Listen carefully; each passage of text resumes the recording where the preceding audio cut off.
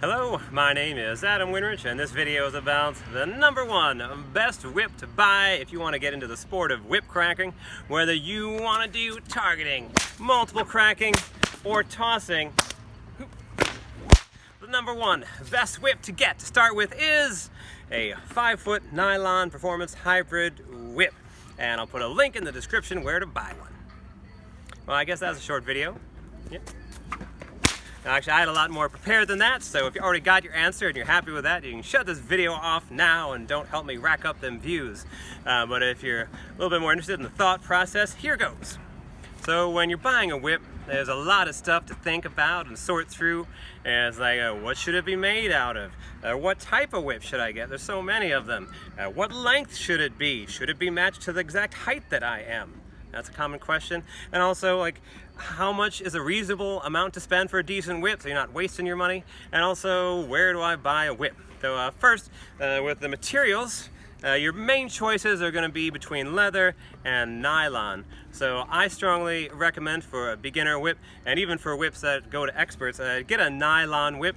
Nylon is a lot easier to take care of, easy to maintain. It doesn't matter if it gets wet. And also, if it's made by an experienced whip maker, a nylon whip is going to crack just as good as any leather whip. Now, with the types of whips, I got a few of them out here. The main types that are good for beginning whip cracking would be the Australian stock whip, the performance hybrid whip, and the bull whip. Now, I myself mostly use either stock whips or performance hybrid whips because they make it easier to do the tricks that I like doing, such as rhythmic whip cracking and volleys and stuff like that. However, for most people, their idea of a whip is informed by the movies like Catwoman, Indiana Jones, Zorro. So for a lot of people who don't know much about whips, their idea of a whip has to be a bull whip. But really, the design doesn't make any of these tricks easier to do. And for a lot of the tricks I like doing, they definitely aren't easier to do with a bull whip. So those are the different types. Now, lengths, there are a lot of different lengths to get, but really I strongly recommend if you're going to get either a stock whip or a performance hybrid whip, you get a 5-footer, or if you do decide to go with a bull whip, get something either between 6-7 foot, something like that. Now, the reason I would say that length is because if you go shorter than that, say like 4 foot, there's not a whole lot of tricks you can do that the action of the whip becomes so fast that it makes it hard to learn a variety of tricks. And likewise, if you go longer than that, like a 10-foot bull whip, it's also difficult to learn a variety of tricks. So I think 5-foot length in like a performance hybrid whip or stock whip gives you the best length to learn the widest variety of tricks with just one whip. And how much should a whip cost? I would say expect to spend anywhere between $100 to $200 or more on a decent whip handmade by someone who knows what they are doing.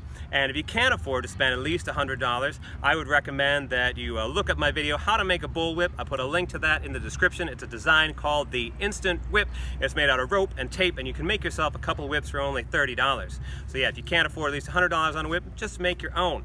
And about where to get one, my general rule of thumb is if you can't name the person who made the whip you're buying, don't buy it. There's so many mass-produced whips out there available on websites like Amazon that are only made to look like a whip, but they're not made for any kind of sport whip cracking. They're not made to crack well, and they aren't made to be durable. So I strongly recommend supporting small businesses. After all, Jeff Bezos has enough of your money. Well, that's my 2 cents about what whip to buy. And also, one last thing, you might be wondering, with 3 good types of whips, why right off the bat did I say the performance hybrid whip?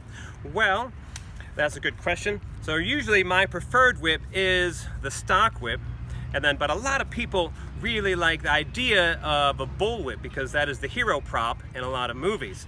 So the performance hybrid whip is actually named hybrid because it's a hybrid between a stock whip and a bull whip. It's got a long handle and it's a lightweight and fast like a stock whip, but the thong comes right out the end of the handle like a bull whip. And the performance part of the name came from performers like me who were using them. So again, my name is Adam Winrich. Thanks for watching, and if you want to buy a whip, just look into the description.